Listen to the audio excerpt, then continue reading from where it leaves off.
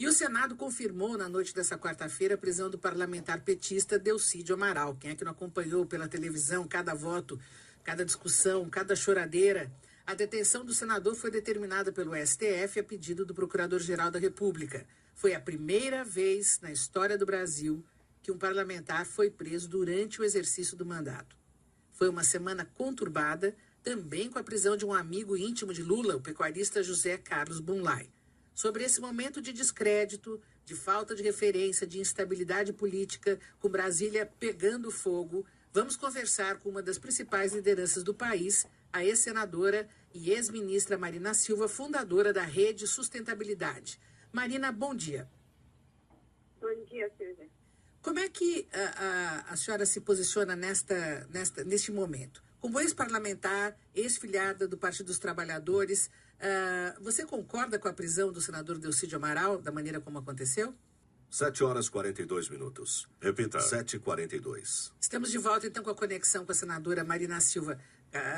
Senadora, então, qual é a sua posição a respeito do que aconteceu ontem como ex-parlamentar, ex-filiada do PT? A senhora concorda com a prisão do senador Delcídio Amaral? Concordo com a prisão. Os fatos que foram elencados pelas investigações, pelo Ministério Público, a decisão do Supremo em relação ao fato de que ele estava bloqueando as ações da Justiça de forma permanente, justifica, sim, a prisão do senador. Nós defendemos desde o início que a sessão fosse uma sessão plenária aberta, não fosse secreta, que não fosse voto secreto, exatamente para poder trazer a política para a luz. Toda vez que a política se expõe ao crivo da sociedade, ela, de certa forma, contribui para que se tenha decisões que são acertadas. Se aquela sessão fosse secreta, se o voto fosse secreto, poderíamos ter outro resultado. Mas o fato de termos uma sessão aberta, sem o subterfúgio de fazer acordos de bastidores, permitiu que a decisão da Justiça, o trabalho sério do juiz Sérgio Moro, da Polícia Federal, do Ministério Público, pudesse ser visto como consequente e passivo da confirmação do Senado da prisão do senador. Nós estamos vivendo um dos piores momentos da história do nosso país. Nós já temos os 2 tesoureiros do partido do governo presos.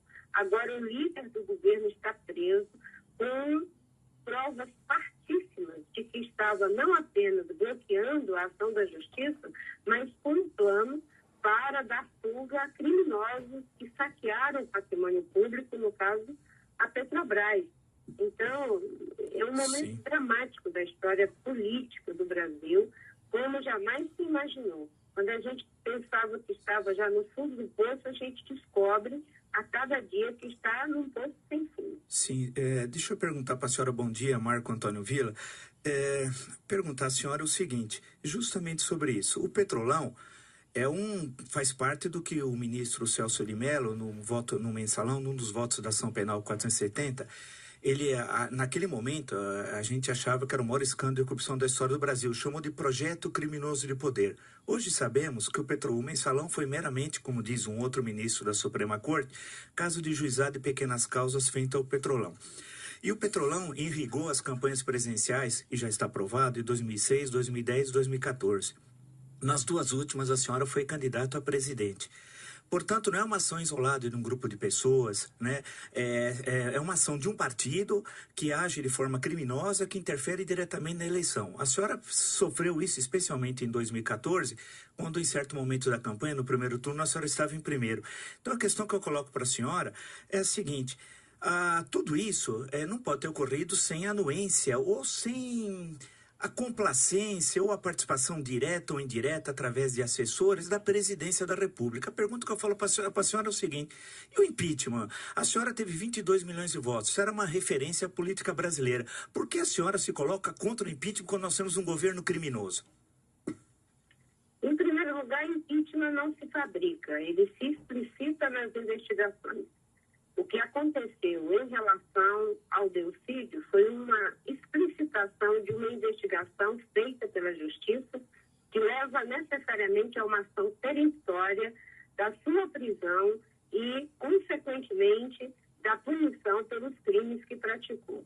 O que eu tenho dito é que, uma vez no decorrer das investigações, explicitando-se causas materiais que levem a uma comprovação do envolvimento direto da Presidente da República, se deve cumprir o que está na Constituição e o que está previsto na lei. Não é? Nesse momento, nós temos que ter uma atitude de não ter dois pesos e duas medidas. Eu tenho insistido desde o início que a forma mais efetiva de fazermos com que o país possa avançar no combate à prevenção à corrupção, aos maus governos, é exatamente darmos apoio às ações da justiça. O juiz Sérgio Moro deu uma declaração dizendo que a corrupção no Brasil ela é sistêmica, profunda e permanente. E é exatamente o trabalho da Polícia Federal, do Ministério Público, do juiz Moro, que deve receber o nosso apoio para que eles possam explicitar quem tem envolvimento direto com crimes de corrupção ou qualquer que seja, independente da função que ocupa. Ninguém na República está acima da lei. Agora, a lei precisa ser observada. Esse não é o momento de você ficar fazendo frases de efeito, de querer o caminho mais fácil da popularidade. Esse é o caminho de investigar para encontrar a verdade. Seja em relação a presidente, ao senador, ao banqueiro, a quem quer que seja. A justiça, nesse momento, está com a palavra e ela é a mais efetiva para que possamos tomar decisões com base na Constituição. Então, a senhora acha que não há, pelo que a senhora tem informações, o que nós sabemos, que não é pouco, né? Basta ver as gravações que realmente acho que envergonham, que nós ouvimos ontem, do senhor Delcídio Amaral, envolvendo o Nessor Cerveró Filho, contando a questão que envolve tanto o ex-presidente Lula e amigos íntimos do presidente, como o senhor Bunlai, que está preso, e que... Solicitarem fatos de envolvimento direto, que é o que diz a Constituição, cumpra-se a lei, seja em relação a quem quer que seja. Essa não é uma opinião isolada minha, é uma opinião de vários juristas, inclusive do próprio presidente Fernando Henrique Cardoso, que é do PSDB. O que nós temos nesse momento é evitar fazer o que foi feito até agora no Congresso Nacional. Por exemplo, dois grupos, uma parte da oposição blindando um dos envolvidos também na Lava Jato, que é o presidente da Câmara dos Deputados, o deputado Eduardo Cunha, para que ele não tivesse as consequências dos crimes que praticou, porque esse grupo era favorável ao impeachment. E os que são contrários ao impeachment da base do governo, igualmente blindando. E as investigações explicitaram informações que são peremptórias, que levam à exigência do seu afastamento. O que eu tenho dito é que nós não vamos ter dois pesos e duas medidas. Da mesma forma que, ao se explicitarem diretamente o envolvimento do presidente da Câmara, nós o levamos ao Conselho de Ética para o seu afastamento, tendo as mesmas provas peremptórias em relação a presidente da República, aplica-se a mesma medida. Esse é um momento grave e não estamos, em hipótese alguma, fazendo qualquer tipo de blindagem a quem quer que seja. O que nós queremos é que as investigações possam acontecer com independência como estão acontecendo, sem essa história de querer instrumentalizar a crise para se promover politicamente. Esse é o momento de passar o Brasil a limpo em relação a quem quer que seja. Novas informações estão sendo trazidas, essas informações com certeza terão um desdobramento que a justiça já está com ele a caminho, porque eles são detentores das informações. A todo momento nós estamos sendo informados de coisas que nos deixam perplexos, mas esse é o momento do Brasil confiar nas instituições. São as instituições que vão explicitar de quem quer que seja, seja da Presidente da República, seja dos senadores, deputados, quem quer que seja, qual é o seu nível de envolvimento para que as medidas cabíveis, de acordo com a Constituição, possam ser tomadas, e é isso que eu tenho defendido. Não é fácil ter uma postura que coloca em primeiro lugar a justiça do que a frase de efeito para se promover. Mesmo depois de ter passado tudo que eu passei numa campanha de política foi sepultada em nome de um projeto de poder.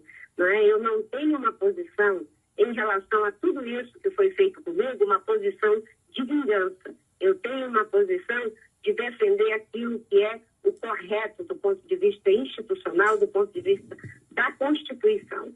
Não é? Essa, no meu entendimento, deveria ser a postura de todos aqueles que estão preocupados com o Brasil, de colocar o Brasil à frente antes de seus projetos de poder. Senadora, eu queria mudar de assunto, fazer uma pergunta. Nós aqui no nosso Jornal da Manhã, algumas vezes perguntamos qual seria a sua opinião sobre essa grande tragédia que aconteceu em Mariana. Nós não ouvimos em nenhum momento a sua indignação, porque a gente imaginava que com a sua gigante carreira e militância, né, como ex-ministra do Meio Ambiente, que a senhora estaria presente até à frente aí para ajudar os brasileiros a cobrar dos responsáveis uma resposta à altura da desgraça que aconteceu. Por que a senhora não se mostrou presente nesse momento? Eu estou presente. Mas a gente não ouviu a senhora. A gente não ouviu a sua opinião, a senhora não esteve lá. Eu fiquei, pessoalmente, eu sou uma admiradora da sua militância, fiquei desapontada. Veja bem, eu estou presente da forma que eu tenho meios para ser efetivo. Hoje eu não tenho mais um mandato. E eu tenho uma postura ética de não instrumentalizar uma situação dessa para a promoção política. Eu já vi muitos políticos, durante a minha vida, chorarem sobre cadáveres de índios, de trabalhadores rurais, e depois fazerem exatamente o contrário quando estão no poder. Quando eu fui ministra do Meio Ambiente, eu paguei um preço caríssimo por colocar termos nos licenciamentos, por trabalhar para evitar concretamente, efetivamente, esse tipo de desgraça. Eu estou trabalhando para que a gente possa apresentar medidas legais que sejam efetivas, que possam tornar crime hediondo esse tipo de crime ambiental. E isso é um trabalho. Obviamente que quando sou perguntada, eu falo sobre aquilo que estou fazendo. Agora, fazer qualquer ação pirotécnica para me promover politicamente em cima de pessoas que estão ali soterradas na lama, isso eu jamais vou fazer. O que eu estou fazendo é um trabalho de conversar com pessoas, de conversar com advogados, para ver como é que a gente pode tornar efetivas ações que possam prevenir e punir com maior gravidade o que aconteceu lá em Minas Gerais. Mas com a sua experiência... de aprovar uma... com a sua experiência nesse momento, a Vale, as mineradoras todas, não deveriam se responsabilizar e culpadas? E, enfim, a gente está vendo que está acontecendo, cada vez o desastre ecológico aumenta e a gente vê aquele silêncio, né? aquela cara de paisagem de todos, vamos tomar as providências, a gente vê cada vez mais aumentando o prejuízo e uma militante como a senhora nesse momento poderia não explorar a desgraça alheia, mas realmente nos representar. Mas eu estou representando, Silvia. Agora você tem que... Eu conheço você, respeito você. Você sabe da diferença de quando se tem um mandato e quando não se tem um mandato. Hoje eu não sou, ainda que seja uma liderança política, eu não tenho mandato, eu não tenho espaços efetivos para fazer o trabalho que quem teria um mandato pode fazê-lo. Entendi. Eu posso cobrar, sim, das autoridades. Agora, diante de um governo em que a presidente da República foi ministra de Minas e Energia, chefe da Casa Civil e presidente da República, e acontece uma coisa dessa e medidas efetivas não são tomadas, e achar que eu deveria fazer isso sem ter um mandato, sem ter uma responsabilidade institucional, a não ser o trabalho que faço para ajudar os parlamentares que temos agora, que acabou de ser criada uma bancada, para que se tenha uma ação efetiva e não apenas de promoção. Nós estamos estudando a possibilidade de ver como é que se torna esse tipo de crime hediondo, para que os diretores, para que os responsáveis pelo crime ambiental possam ser efetivamente punidos. Medidas que possam, mas isso tem que ser feito à luz da legislação, fazer com que seus bens possivelmente possam ser bloqueados. Isso são ações efetivas que têm que ser feitas. Tá certo. Mas isso depende da avaliação de juristas e de iniciativas que o próprio Poder Legislativo pode fazer. O senador Molon, que entrou recentemente para a Rede, a bancada da Rede foi criada agora, apresentou o projeto.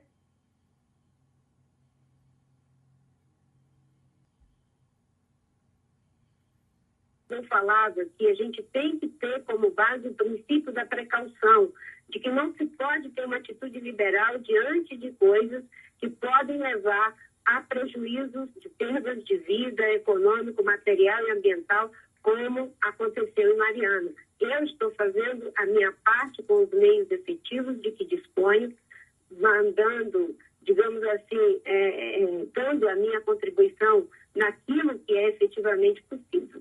Agora, obviamente que existem medidas que podemos fazer. Por exemplo, essa iniciativa de tornar os crimes ambientais crimes hediondos pode ser um projeto de iniciativa popular. Isso é uma ação efetiva, mas você tem que ter primeiro a efetividade da ação. A política está desmoralizada porque as pessoas primeiro pensam na frase de efeito, como é que elas fazem para aparecer, sem a consequência da efetividade daquilo que está fazendo. Tá certo. A minha vida toda foi assim. Eu queria agradecer muito de fazer aquilo que é efetivo e não aquilo que me leva a me promover. Tá certo. Eu queria agradecer muito a sua participação aqui no nosso Jornal da Manhã, ex-senadora, ex-ministra Marina Silva, fundadora da Rede Sustentabilidade. Muito bom dia e obrigada pela sua entrevista aqui para o nosso Jornal da Manhã. Eu é que agradeço. Um bom dia a todos os seus ouvintes. Muito obrigada.